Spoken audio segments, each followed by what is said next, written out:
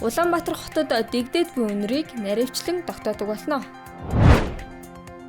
Хачигт халдварын идэвхжлийн улирал эхэллээ. Түүхийн нүүрсний үн буурсан ч баяжуулсан нүүрсний эрэлт хэвээр байна. Жин хэмжээ хэтрүүлсэн болон гэрэлтүүлэх хэрэгсэл хэрэглэх дүрм зөрчсөн 67 зөрчилд шийтгэл ногдуулжээ. Тусгаар тогтношилгийг нэгэн зэрэг уншлаа. Брэдэд шар усны галт төмрөөс урдчлан сэргийлж байна. Ice Global-ийн цөөн хормын мэд эхэллээ. Улаанбаатар хотод гараад буй үнэрийг наривчлан тогтоодог болно. Үүний тулд олон улсад өргөн ашигладаг үнэрт нүүрс ус төрөгч тодорхойлох суурин багж дагалдах тоног төхөөрөмжийг цаг ур орчны шинжилгээний газрын харьяа байгаль орчин хэмжилтийн төв лабораторид авч өгөхөөр засгийн газрын хуралдаанаас шийдвэрлсэн байна. Тус лаборатори нь нийслэлийн агаарын чанарыг 13 автомат суурин станц дээр 6 үзүүлэлтээр гадаргын болон хаягдал бохир усны хяналт шинжилгээг сар бүр 8-аас 17 цагт 10-аас 23 үзүүлэлтээр хүрсэн дэх хүнд металлыг 7 үзүүлэлтээр агрохимийн шинж чанарыг 6 үзүүлэлтээр тус тодорхойлж агаар ус хүрсний чанарын хяналт шинжилгээг хийдэг. Удахгүй лабораторийн шинэ барилга ашиглалтад орсноор агаар ус хүрсэн дэх бохирдлыг 100-аас доош үзүүлэлтээр тодорхойлдог болно гэж байгаль орчин уур амьсгалын өөрчлөлтийн яамнаас мэдээллээ. Хажигт халдварын идэвхжлийн улирал эхэлсэн тул хазуулахаас сэргийлэхийг зөвлөж байна. Үүний тулд ой мод өвс ихтэй газраар явахдаа цайвар өнгийн битүү хувцас өмсөх, 2-3 цаг тутамд биедээ хажиг байгаа хэсгийг шалгах, хажиг дайжуулагч үргээгч бүтээгдэхүүн хэрэглэхийг зөвлөж байна. Хажиг нь өвлийн улиралд мал амтны бие өв сургамал газрын хөрсөнд ичдэг. Хавар дулаархад ил гарч өв сургамлаар дамжин хүм мал амтны бие тасаж шимэгчилдэг. Хачгийг цөлөрхөг хээрийн, тайгын, бэлчээрийн гэж ангилдаг. Цөлөрхөг хээрийн хачиг нь манай улсад хуу чичрэг болон хачигт рикетсиоз өвчнийг үүсгэдэг. Харин тайгын хачиг нь хөвсгөл булган сэлэнг төв хинтийн аймгийн нутгаар тархаж хачигт энцефалит, хачигт боррелиоз өвчнийг үүсгэдэг байна. Бэлчээрийн хачиг нь хөвсгөл хинти хангайн болон монгол алтай говьалтай нуруугаар элбэг дархсан.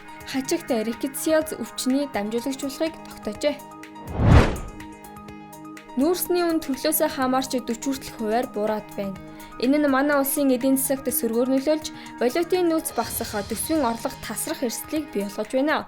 Гэхдээ импортлагч орны нүүрсний хэрэглээ багассан ч баяжуулсан буюу өндөр чанартай нүүрсний хэрэглээ буураагүй байна. Тиймээс Эрдэнэс 57 хувьцаат компани нүүрсний зах зээлд гол тоглогч хэвээр байх боломжтой байна.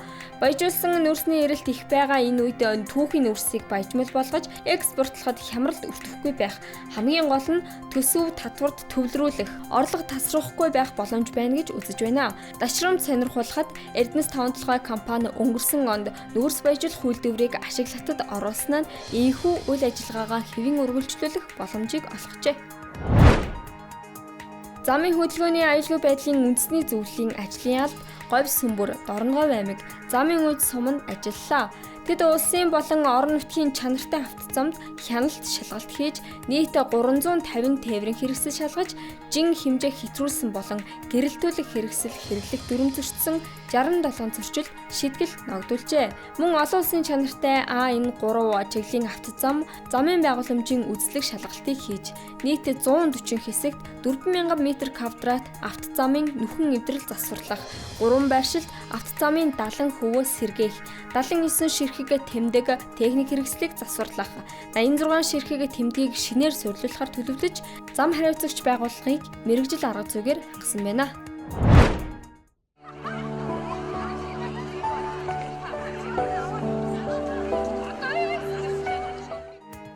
Жил бүрийн 4-р сарын эхний 7 хоногт хүүхдүүд Хөлөмрийн Баатар ардын уран зохиолч Дэндвийн Пүрэв Доржийн тусгаар тогтнол шүлгийг уншиж эх оронч сэтгэл тусгаар тогтнолын ухагтхүүнийг шүлгээр дамжуулан илэрхийлдэг.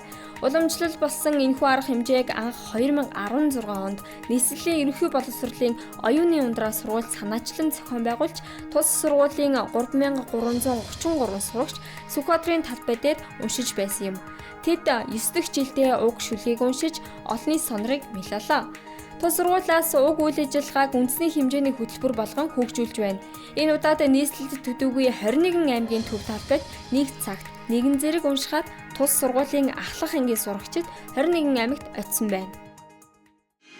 Ханар цагаан гэрийн от хиймрийн хоонон дээр хасаг халуун тусагны омог дөрвөн нотгон дээр ан настай аавын онгон гэргүүн аргил дээр хатан сэтгэнгээжийн одод орчих мандат дээр тусгаар тогтнол чамайг уусгасан бичин би.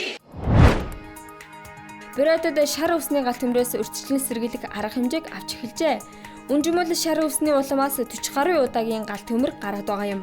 Тиймээс тус улсын онцгой байдлын алба, иргэний хамгаалалтын албаттай хамтран урьдчилан сэргийлэх арга хэмжээ авч эхэлжээ.